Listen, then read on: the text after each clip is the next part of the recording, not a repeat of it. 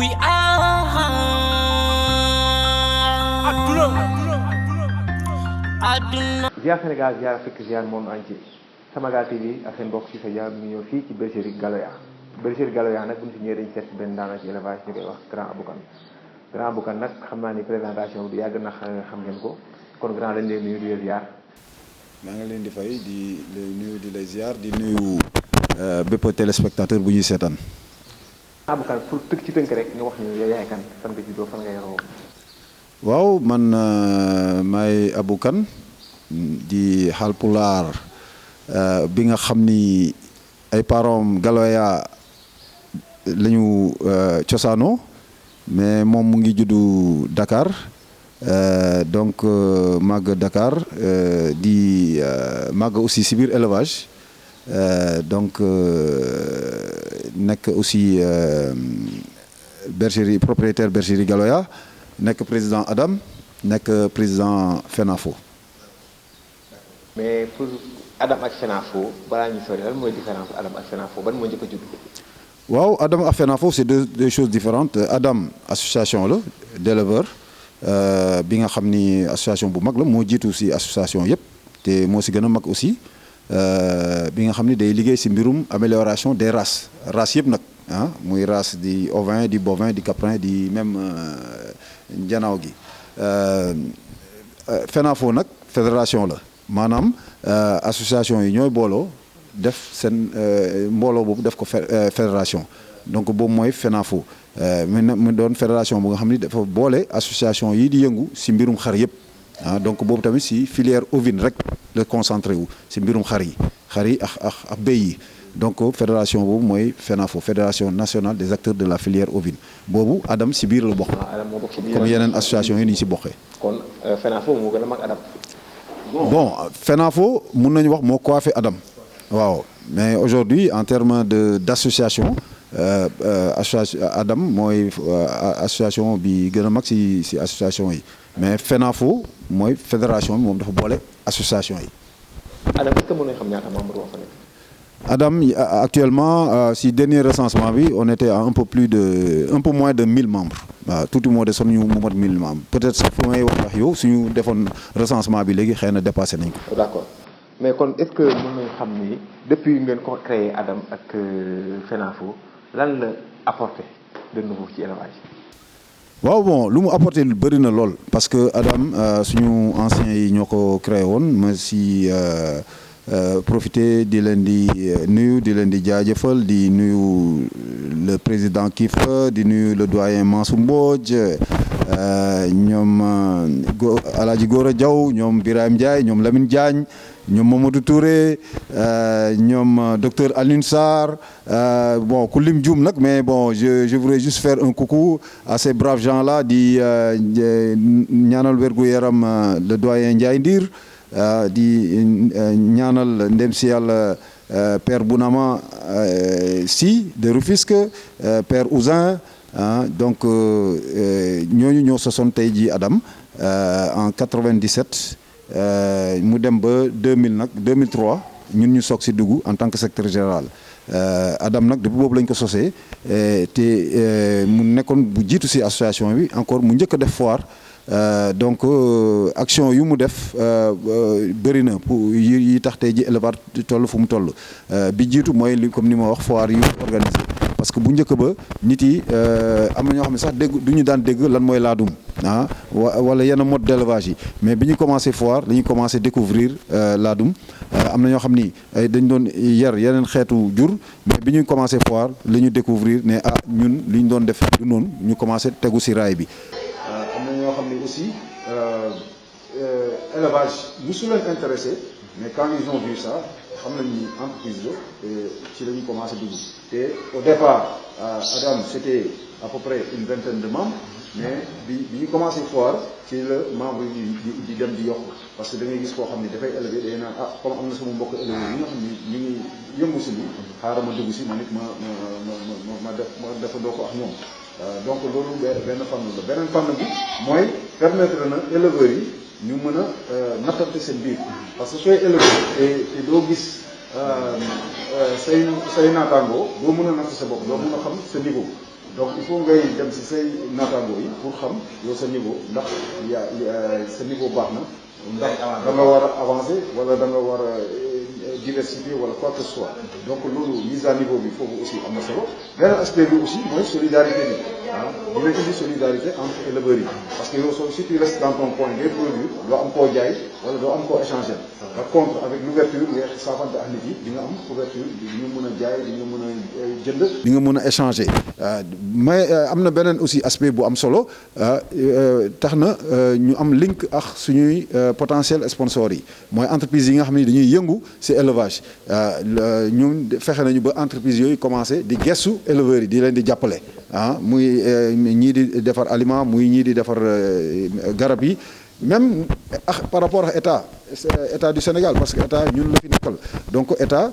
balaa moo mun defal ñu dara il faut que mu gis ñu donc à travers association yi état bi gis nañu ba commencé nañu bàyyi xel su état bi demee tey jii ba di dem di jënd ay géniteurs wala yenn projet yu mag yi suñu dem di jënd ay géniteurs di ko yóbbu ci àll bi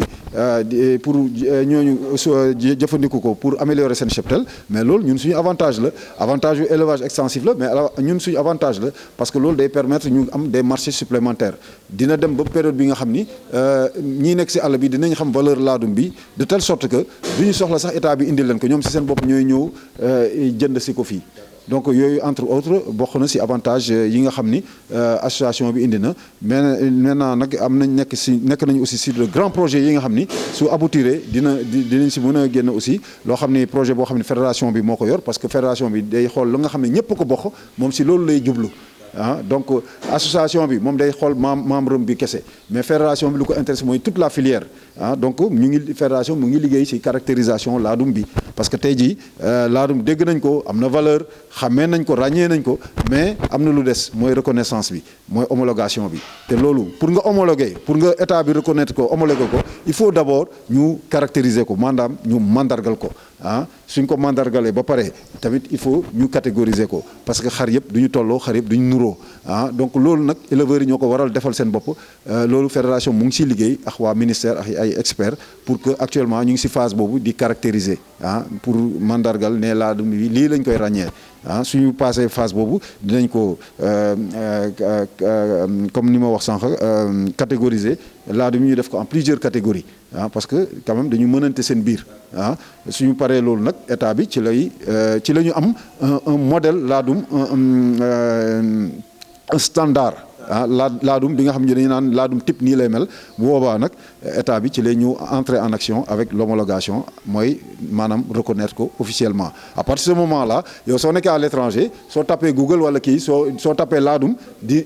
caractérisation bi caractères yi dina génn ak éléments yëpp scientifique yëpp dina génn ce qui n'est pas le cas pour le moment quoi.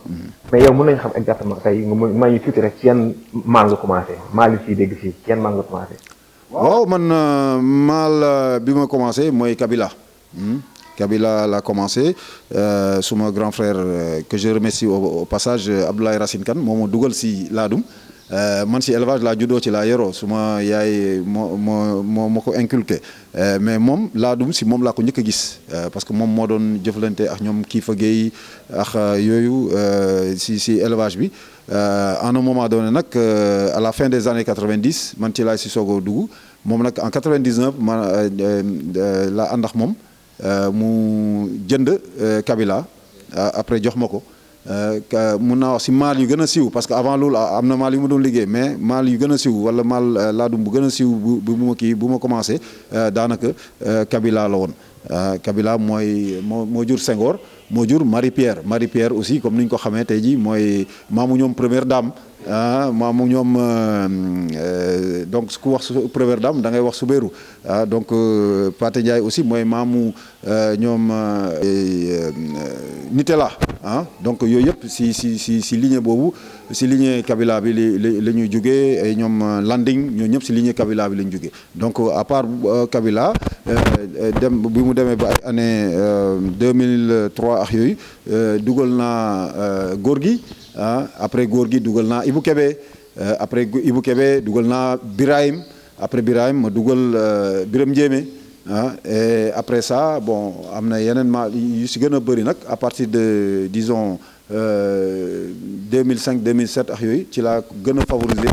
muy juddule. mais mal extérieur yi ma dugal yooyu la mal yu gën a siiw nag yu ma juddule si Senghor la commencé après Senghor aussi avec góor gi juddu na naa jibi juddule naa jibi si góor gi jibi ñëpp xam na ni moom moo jur Boy Séeréer moom moo jur Bachir moom moo jur Yannick moom moo jur Baye Cheikh yooyu ñëpp fii la ñu juddoo juddule naa aussi Algor Algor tey jii moom mooy papay Gelwaar donc moom mooy maamu Mifta moom mooy maamu Saloum Saloum moom mooy papay Monstre donc après ça aussi juddule naa comme ni ñuy wax Boy Séeréer ñi nga xam ne moom mooy papay Nations Unies donc mooy papay Omar Séeréer aussi et après ça aussi juddule naa wax naa ko sànq Gelwaar wax naa aussi Ado aussi maa ko juddule Ado doomu Boy Séeréer la ak Aïcha Ado ko xam Ado xam ni moom moo jur ay ñoom Ado fils moom Touba moom pratiquement champion yi fa nekk yu gën a bëri moom moo leen jur après ça aussi y a eu magistrat magistrat aussi maa ko juddule donc magistrat ku ko xam moom c'est récent il est encore en vie moom moo jur Grand Ran bi nga xam ne fii la juddoo Maxu Sey aussi bi nga xam ne fii la juddoo moo grand magistrat moo ko jur magistrat moo jur aussi moom mënuma lim ay doomam tellement dañu bëri ay procureur bëri na daal daanaka su ma mun naa yem foofu rek pour dire que quelques mâles pour citer que quelques-uns quoi parmi les mâles yi fi juddoo. xawaay ci élevage am na solo mais tey actuellement ban mâle moo fi nekk boo xam ne moom moo téye kër gi actuellement mais am fi gën a mag. waaw mâle yi fi téye kër gi actuellement bon Grand Ran la. moom doomu magistrat la moo nekkoon en 2018 vice champion Saladam actuellement màgg na bu baax a baax. y a aussi Galactique bi nga xam ni baayam fii la juddoo moom it moo nekkoon daaw champion Saladam moom it bokk na si Mali mi liggéey actuellement. y a aussi The King bi nga xam ni doomu Aïcha la ak Amdan bi nga xam ne mu ngi bergerie Arena de Mbour doomu Saloum la donc The King boobu c'est un jeune mâle de 1 an moom it bokk na si relève bi. Voilà donc mâle pour dire rek pour yemale ko mais ñetti mâle yooyu laay gën a tourner daal. gis nañ ngeen di organiser lu ne sectoriel lan mooy objectif sectoriel yooyu. waaw sectoriel yi xam nga ñun Adam aujourd'hui le plus grand salon de la sous-région en termes d'élevage ñu ñoo koy organiser muy Saladam bon Saladam bi dañu koy def c'est un rendez-vous mondial. Donc mu nekk un salon bi nga xam ni dañu war a copier le modèle brésilien wala le modèle européen comme yooyu la ñoo gën a ràññeeku yooyu nag ni ñu ko gisee quand on dit salon de l'élevage ça doit englober tout l'élevage toute filière confondue donc waratul rek nekk salon xar kese wala laadum kese. bien que les membres de l'ADAM mun naa wax 90% laadum kese la ñuy def mais am na si biir ñu nga xam ne yor nañu seen ferme dañuy def ay nag am na ñuy def ay ginaar am na ñuy def fas am na ñuy def leneen te salon bi ñuy def Adam daanaka moomatu ko salon bi tey jii salon Sénégal yëpp la la preuve tey jii état de si participer parce que tey jii premier ministre depuis presque 10 ans premier ministre moo ko ubbi am nañu yaakaar sax moom président de la République dina ko inaugurer donc mu doon salon bu mag bi nga xam ni comme dañu bëgg diversité dañuy dugal yeneen race yëpp donc il faut que xar yi mën a libérer de l'espace donc te xar yi comme dañoo bëri te ñëpp bëgg a participer ñëpp mënuñu xëcc Saladam comme noonu la nag ñu ne bon dañuy créer des salades en miniature yu foire sectorielles yi dem si gox-goxaan yi fekk fa nit yi organiser fa Saladam en miniature Saladam boobu c'est pour permettre foofu déjà ñoom sur place ñu gis seen bopp sur place ñoom ñu mën a won seen i dëkkandoo lan la ñuy def sur place aussi ñu mën a saafante mën a évaluer seen bopp mais surtout par rapport à Saladam bi suñu defee foire sectorielle yooyu ñu mën a évaluer borom xar yi comme ñoom ñëpp xejuñu fële ñu seet si jox leen ay notes évaluer ñeen ñoo si gën a ràññeeku bu boobaa ñoo ñooy qualifié pour dem si Saladam bu mag bi donc loolu mooy objectif u sectoriel yi. ban année ngeen commencé def sectoriel yi. bon sectoriel yi ñu ngi ko commencé en 2015 waaw boobu mooy première sectoriel yi 2015 année bii gis nañ ñu ngi jóge léegi ci Kambaaw mooy ci gën a après ñaata yoon lay nekk ci balaa ñuy dem ci man. ñaari sectoriel la pour le moment parce que dañ ñëwoon dañuy def les 4 départements emploi du temps bi permettre ñu ko léegi dañuy def ñaari sectoriel premier sectoriel bi day moom lañ def il y a 3 semaines boobu day accueillir éleveur département Pikine ak éleveur département Rufisque ak éleveur yeneen département Sénégal yëpp ba mu des les 3 départements de Thiès waaw maintenant deuxième sectoriel bi nga xam ni boobu day accueillir les éleveurs de Dakar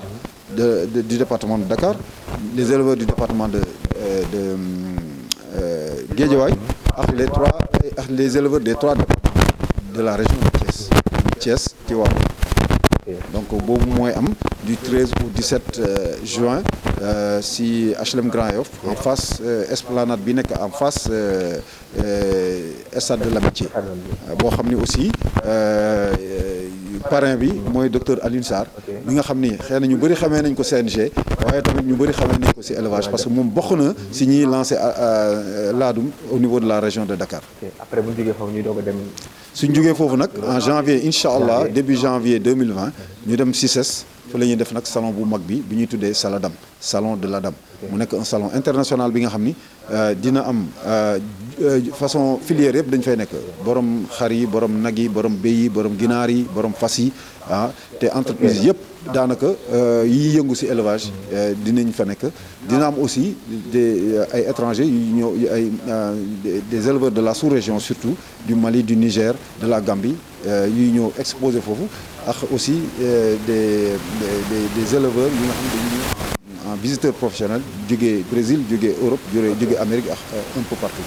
ok yaa ngi wax léegi Galactique ma gis keroog ci foire bi amoon Sicap Mbao ma dégg ne Galactique da nga ko yóbbu bergerie Khadim Rassoul ci Omar Sow ma gis ni loolu dafa commencé indi ñuy wane ni peut-être autant dañ defoon y avait un problème entre Renades Adam mais gis nañ ni léegi yàpp lan moo indi loolu. mais c'est la collaboration ñun man bon dama mës a gëm ni élevage collaboration la donc éleveurs yi dañu war a collaborer seen biir kenn matalul man mii lu ma rafet xar yëpp lu ma baax xar yëpp am naa lu ma manqué loo xam ni peut-être am na ku ma jege am na ko kooku tamit naka noonu donc collaboration dafa baax man yàgg naa du tey laa commencé collaborer am na bergerie Galoya am na ay bergeries yi nga xam ni dañ leen ràññee que ñoom dañuy collaborer ak bergerie Galoya lu mel ni bergerie du RIP de Alassane Diène suma grand awakam lu mel ni bergerie Noflaye de Lamine Diagne lu mel ni bergerie Arena lu mel ni bergerie Baraka de Omar Cissé Moussa Yad la référence donc ay Ngandjeen ñoo ñëpp c'est des gens yi nga xam ne ay bergerie Arc-en-Ciel de Sidat Diop ku lim nag da ngay jum mais ñoo ñëpp c'est des partenaires privilégiés de la bergerie Galoya tey nag bergerie Khadim Rassoul daf si dolleeku parce que bon aussi Omar Sow on a de bons rapports moom si boppam wax na ko sax publiquement bi mu ñibbisee nee na bi mu ñibbisee Rwanda man bokk naa si ñi mu njëkk a xam si wàllu élevage bi te wax fa dëgg yàlla depuis boobu la ñu commencé collaborer te mu doon koo xam ni vraiment c'est un frère bu nga xam ni man déggal naa ko su ma nee déggal na ma côté élevage bi moo ko jiitu lu ma ko si wax da koy def moom it aussi am na yeneen conseil yu may jox ak feneen fu mu mën a jëriñ en tant que kilifa si réew mi donc loolu aussi mu doon collaboration bi nga xam ni entre bergerie Khadim Rassoul ak bergerie Galoya mu xam doon collaboration bu nga xam ni mun a am complémentarité parce que am na lu ma yor fii xëy na si bergerie te moom mu soxla ko moom it am na lu mu yor si bergerie foofu loo xam ni man soxla naa ko aussi c'est un exemple en tant que ñun ay njiit lañu c'est un exemple qu'on donne à tout le monde pour wane ni collaboration dafa war a am ñi éleveurs yi ñu war a collaborer seen biir ñu war a jàppalante pour que waa jëm kanam. est-ce que collaboration boobu am ci entre ñaari bergeries yi fexe ngeen moom am ci entre Renades ak Adam pour que seeni membres yi xam ni tout yéen ñëpp benn ngeen est-ce que yéen a ciy liggéey tam aussi. parce que au début daanaka loolu yëpp c'est des exemples te loolu ñu ngi si macha allah parce que actuellement contrairement peut-être à il y a quelques mois il y a quelques années peut-être ñaari kii yooyu duñ doon laale su xewlee du invité keneen kii ainsi de suite mais bon depuis un certain temps quand même le climat s'est décrispé te gis nañ ñu de plus en plus ñii suñu xewlee ñi la ñëw te maintenant presque wax bi benn la lan la na ñëpp booloo nekk benn te wax fa dëgg yàlla loolu du dañ koy wax rek mais dañ ko wax bi yemul foofu dañ ko concrétiser commencé nañ ko concrétiser te le fait que Galactique dem foofu loolu déjà c'est un acte fort de concrétisation de ces paroles là quoi. mais tey gis nañu ministre bi changé nañ ko muy ministre Mbengue Ndiaye ñu indi yeneen Samba Ndiobène Ka est-ce que xamante ngeen am ngeen ay rapport est-ce que vous avez jot ngeen a toog wala fan xaar nga am ci moom. waaw di si profité pour sargal Aminata Mbengue Ndiaye di koy jaajëfal si liggéey bu mu def si élevage bi c'était pas évident te vraiment wax fa dëgg yàlla muy Adam di FENAFO di élevage yëpp en tant que tel jox nañu cër bu mat sëkk. Donc di ko si jaajëfal te di koy ñaanal si mission yu bees yi au ministère de la pêche yàlla na ko si yàlla jàppale te gëm naa ni dina baax incha allah leneen lii mooy Samba Ndiobène Ka ministre le nouveau ministre de l'élevage xëy na xamante wuñu trop mais bon am naa si njort bu rafet si moom parce que am na jiw bu rafet parce que Sénégal moom ñëpp a xamante Sénégal dëkk na tuuti waay bi nga xam ni nit nu mu mel rek nit yi xam nañ ko donc te moom am na jaar-jaar am na fu mu jaar am na direction bu mu jaar biir SAED def fa ay preuves ñu nommé ko DG SAED foofu tamit mu commencé woon fa def ay preuves te gis naa ne bi muy soog balaa muy def sax passation de service am na loo xam ne commencé na si wax que dina si taxaw dina si xar tànk tubéyam muy vol du bétail bi nga xam ni tey mooy plomber l'élevage du Sénégal donc te ñun loolu bokk na si li ñuy gën a sonal donc loolu tax na ñu am yaakaar si moom bu baax te aussi partagé naa benn réunion ak moom avec bon nombre d'éleveurs d'ailleurs discours bu mu tenir foofu ak ni ma gisee comportement am vraiment am nañ si yaakaar lool am nañ yaakaar lool si moom te muy xale ba pare nekk quelqu'un qui est issu du milieu de l'élevage extensif koo xam ni aussi ay waajuram njiit la woon si élevage bi donc kooku am nañ yaakaar dafa dugg foo xam ni fu mu xam la dugg te comme xale la te am na courage am na jàng na intellectuel la te aussi am na compétence bu mu ko diriger am nañ yaakaar bu baax ni ça va aller. léegi laadum fi mu toll ci gis nañ commencé nañu bëri noo gisee chef Thial bi gars yi gis nga ni comme li ñu naan autosuffisance am mouton gëm nga ni dina am Sénégal noo la may xalaat. waaw laadum d'abord fu mu toll instant bi laadum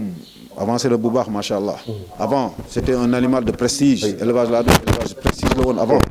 ñi dañ doon ne affaire patron la wala affaire éleveur du dimanche la d'ailleurs sax éleveurs yu ko doon def par passion lañ ko doon def mais tey ji dépassé na dimension boobu tey ji laadum l'élevage laadum c'est devenu une profession élevage laadum professionnel la léegi professionnalisé nañ ko parce que nit yi ñuy tabax ay bergerie di si investir nit yi ñu ngi jaay ay kër di investir si bergerie nit yi ñu ngi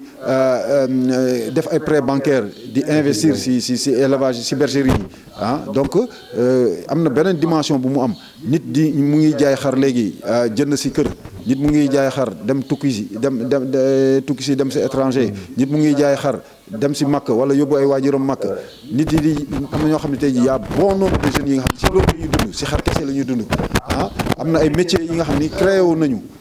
des petites fabriques yi nga xam ni qui se sont créées ndax laadum bi tey jii am na ñoo xam ni lan mooy seen liggéey suba ba ngoon ñaw ay collier ñaw ay collier traditionnel pour xar yi parce que ça marche très fort suñu demee ñun si foire bi suñu foire yi dañuy def léegi ay stand yu bëri pour uniquement les vendeurs de colliers traditionnels am na ñoo xam ne tey ji buum yi ñuy takkee xar yi li ñuy defar de telle sorte que xar bi du gaañu loolu mooy seen liggéey te ils y gagnent bien leur vie am na ñoo xam ne tey ji seen liggéey lan la suñu yeewee suba ba ngoon dem si bergerie yi di dagg seen weyu xar ñu leen di fay xaalis bu bëri ñenn ñi di dem di redresser corne yi loolu mooy seen liggéey ba léegi sax médecine traditionnelle sax am na si biir xar yi ba nga xam ne ñoo xam ne dañuy mocc xar yi ak yooyu et ça marche très bien tey jii vétérinaires yi man je me rappelle ñun bi ñuy soog a dugg à la fin des années 90 il y avait que quelques rares vétérinaires te ils s'en sortaient pas du tout tey jii vétérinaires yu gën a bëri tey jii suñu génnee école vétérinaire lu ñu gën a bëgg orienté wu si laadum yi tey jii ñu ngi sant yàlla éleveurs vétérinaires yi nga xam ni yu orienté wu si filière laadum bi ñoom tey jii ñoo gën a aisé que yeneen vétérinaires yi parce que ñoom tey jii macha allah bu njëkk ba da ngay gis vétérinaire mun na toog 10 ans 5 ans du am sax otom mais tey jii da ngay gis vétérinaire mi nga xam ni commencé na même pas 1 an mu am otom loolu fierté la mu ngi si ñu vétérinaire yaa ngi siy génn te loolu ñoo xam ne ay vétérinaires yi nga xam ne spécialement dañuy spécialisé wu rek si laadum donc filière bi fu mu toll nii vraiment macha allah beneen bi aussi mooy ni gis nañ ni laadum léegi muy état bi di ñëpp considéré tuñ ko aussi comme animal de prestige mais dañ ko considérer comme de la semence donc les gens ont compris que avec le laadum on peut améliorer le cheptel local ba tax na état bi comme ni mu ko wax sànq yenn projets yi ñu ngi jënd suñu laadum yi yi nga xam ne dañu am problème quand même de mévente ñu ngi koy jënd par milliers di koy yóbbu si àll bi pour que éleveurs yi nekk sàmm bi nekk si àll bi nga xam ni chaque fois da doon am problème parce que xaram dafa gàtt pour mu am 2 ans mu jaay ko 75 000 léegi su ko métissé ak laadum bi su xar bi amee 6 mois rek dina mot tabaski dina ko mun a jaay fii comme un agneau jaay ko à un prix fort à plus de 125 000 wala 150 000 ba pare consommateur bi tamit dina si gis boppam parce que fu ñu ko daan jox benn xar bi nga xam ne 2 ans 3 ans la am nga xam ne dafa dox ba musclé xar boobu léegi benn agneau lañ lay proposé ba nga xam ne moitié pël-pël la ak laadum à un bon prix et avec une très bonne qualité. kon léegi est-ce que grand Abou Kane mën nga ñu wax Galoya gettu Galoya fan la nekk wala benn bi rek benn rek. waaw gettu Galoya daanaka fi ñu toog la mais aussi am na ay annexes yu bëri. am na annexe bi nga xam ni fii la nekk en face dans le même quartier Sicap Mbao am na beneen annexe bu nekk Thiaroye Azur am na beneen annexe boo xam ni c'est à la maison. boo xam ni en général les jeunes sujets ñoo fay nekk quoi indépendamment tool bi nga xam ni foofu yenn xar yi laa koy def de temps en temps bi nga xam ni foofu ay nag ñoo koy gën a nekk. wax yenn xar peut-être parfois pour tabaski. ay boo doon conseillé éleveurs yi nga xam ne ñu ngi dugg ci laadum lan nga leen wax pour ñu tëjee ko lan leen conseillé. waaw li ma leen conseillé mooy suñuy dugg si laadum ñu jàpp ko comme une profession ñu jàpp ko comme liggéey parce que laadum dafa doon loo xam ni dafa sérieux looy def ko ak qualité sooy jënd laadum sooy dugal laadum bu qualité bi soo koy jox mu lekk jox ko lekk bu qualité bi ak manière qualitative de donner aussi sooy jox ngooñ bi tamit jox ngooñ bu qualité bi soo koy defal fu mu tëdd kay boxam ak yooyu mu doon box de qualité maanaam mu nekk box bi nga xam ni dafa aéré dafa am lumière ba pare litière bi aussi bañ a tooy mooy fii xar yi di tëdd soit kopp la wala xollitu gerte wala xollitu ceeb ak yooyu nga am aussi ay soins de qualité maanaam am un bon vétérinaire bu koy suivre nga am ay ouvriers spécialisés de qualité parce que loolu aussi am na solo nit yi léeg-léeg dañuy investir mais duñu investir ci ouvrier spécialisé léegi da ngay ñëw rek dénk ko investir ci ay jënd ay xar ay millions jox ko kenn koo xam ni xar bi su juree du ko mën a assister wala koo xam ni xar bi su tëbooyee sax xamul ndax te mën am déet wala su ëmbee ba diis xamul lu muy def donc loolu dafa am solo ouvrier spécialisé de qualité nga am ko ba pare yow ci sa bopp nga nangu ci sonn parce que investissement yi ñett la investissement bu jiitu bi mooy investissement financier bi beneen investissement bu njëkk bi mooy nga investir si yow personnellement yow nga investir physiquement loolu dafa am solo parce que soo investir physiquement yow loo xam yow mii mën xale yow yaa mën a dem ba yenn limite yi donc c'est bien beau tu peux avoir le meilleur ouvrier au monde bi nga xam ni moom su bëgg na sa xar yi dafay toppatoo mais yow am na loo xam ne looy gis moom du ko gis te am na yoo xam ne ay stratégie ak yooyu moom moo koy moom yow yaa koy définir sa bopp donc loolu il faut nga kii ko. donc leneen li c'est l'investissement moral parce que aussi il faut être vraiment passionné loo xam ni il faut nga passionné wu soo passionné wul rek yenn niveau yi doo fa egg parce que parfois am na ay investissement yi nga xam ni muy investissement physique wala investissement financier yi nga xam ni parfois ça peut même les gens peuvent penser que ça frôle même la folie parce que léeg-léeg di nga def benn investissement ñu ne kii dafa dof fekk yaa ngi si yoon mais loolu lu la si téye mooy sa passion rek mooy tax nga investir par exemple si ñaari xar ñaar yëpp dee nga reprendre sa passion moo lay tax nga investir si say xar ñuy jur di dee ngay continuer di persévérer loolu sa passion moo lay pousser nga koy def sa passion moo lay poussé nga investir di toog pendant 4 ans 5 ans voire parfois 10 ans du rentable mais ngay continuer di persévérer ba mu donc il faut d'abord être passionné ensuite s'investir financièrement et enfin s'investir physiquement. kon ñu tëj rek nga wax ma ñoo ngay remercier. waaw di jaajëfal ñëpp di jaajëfal Samagal TV ah mu nekk vraiment une belle initiative que je salue et que je vais soutenir et j'invite tout le monde à vous soutenir parce que vraiment yéen a ñuy jox visibilité di jaajëfal suñu mbokk éleveurs yëpp di jaajëfal tamit ñi ñuy seetaan. waaw kon mbokk Sénégal gis ngeen émission waxtaan foofu lañ koy tëjee yéen a ci amoon Abou Kane éleveur mu nekk koo xam ne taxawam ci élevage am na solo loolu dafa naa ne yéen ñëpp dégg ngeen li mu wax te kontaan ngeen ci kon seen émission waxtaan foofu lañ koy tëjee ba beneen yoon ak beneen mbokk boo xam ni mu ngi dox lu am solo ci réew mi wala taxawaay am njëriñ ci réew mi kon merci à la prochaine.